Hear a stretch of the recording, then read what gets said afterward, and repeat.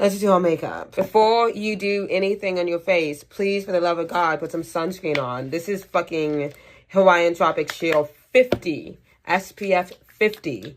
Face, chest, arms. And really, I should be putting some on my back as well, but I don't have anyone to do that for me. This is the Milani Conceal and Perfect. So it's supposed to be pore filling, and it's also cooling. Do you guys see the instant mattifying that just did? It also does leave a pretty tacky type of thing, type of film over your face, which is good. But I do like amplifying that. A really tacky primer. This is the face glue by NYX.